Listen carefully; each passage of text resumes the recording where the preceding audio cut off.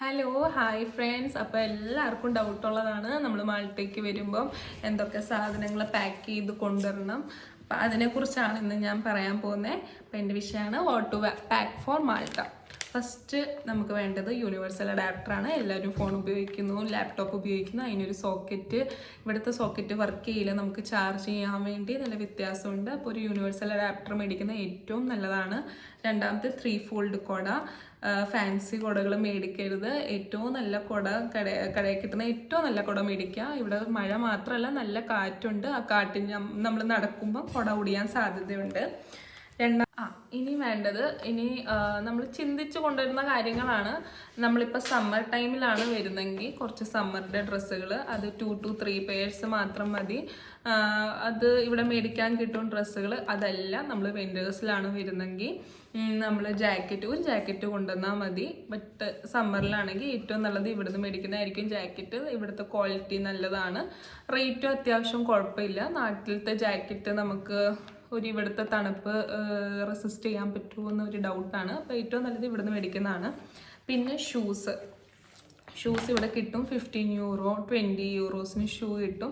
നല്ല ക്വാളിറ്റി ഷൂസാണ് ഇവിടെ കിട്ടുന്നത്. പക്ഷേ ഒരു പെയർ ഷൂ അത്യാവശ്യമായിട്ട് കൊണ്ടുവരിക. ക്രോക്സ് അത്യാവശ്യമായിട്ട് കൊണ്ടുവരിക. അതെന്താണെന്ന് ചോദിച്ചു കഴിഞ്ഞാൽ ഇവിടെ മഴയൊക്കെ പെയ്യുമ്പോൾ ഷൂ നമ്മുടെ വെറ്റായി പോകാനുള്ള സാധ്യതയുണ്ട്.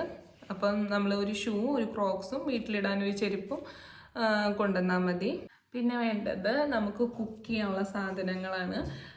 എല്ലാ സാധനങ്ങളും ഇവിടെ കിട്ടാറുണ്ട്, മലയാളി കടകളിലെല്ലാം കിട്ടാറുണ്ട്. പക്ഷെ നമുക്ക് വരുമ്പോൾ ഉടനെ ജോലി ആവില്ല.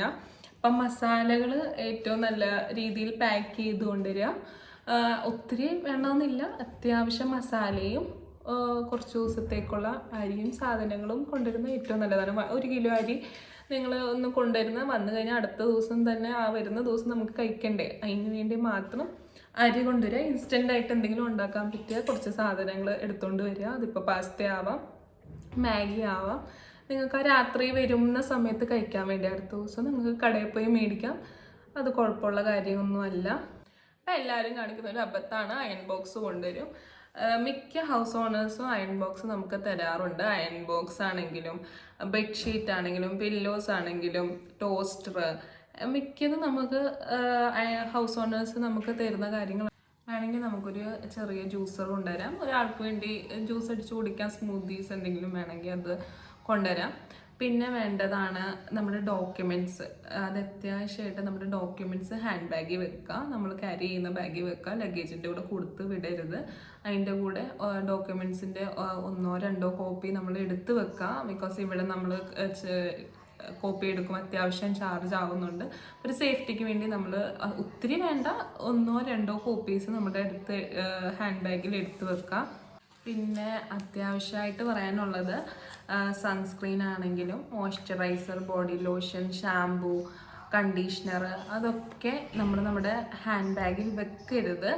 വേണമെങ്കിൽ നമുക്കിപ്പോൾ ഫ്ലിപ്കാർട്ടിൽ നിന്ന് ചെറിയൊരു സാമ്പിൾ ബോട്ടിൽസ് പോലത്തെ കണ്ടെയ്നേഴ്സ് കിട്ടാറുണ്ട്. നമുക്ക് യൂസ് ചെയ്യാനാണെങ്കിൽ അതിനകത്ത് കൊണ്ടുവരിക. എപ്പോഴും നമ്മൾ ചെക്ക് ചെയ്യുക. 100 ml കുറഞ്ഞ സാധനം വേണം നമ്മൾ ഹാൻഡ് ബാഗിൽ വെക്കാൻ. അല്ലെങ്കിൽ അവർ ചെക്കിങ്ങിൻ്റെ സമയത്ത് അതൊക്കെ എടുത്ത് മാറ്റും. എൻ്റെ മാറ്റിയായിരുന്നു.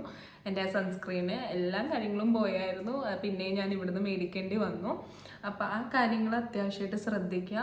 ലോഷൻസും കാര്യങ്ങളൊക്കെ നമ്മുടെ ലഗേജിൽ തന്നെ ടീപ്പ് ചെയ്ത് കൊടുത്തു വിടുന്നതായിരിക്കും ഏറ്റവും നല്ലത്.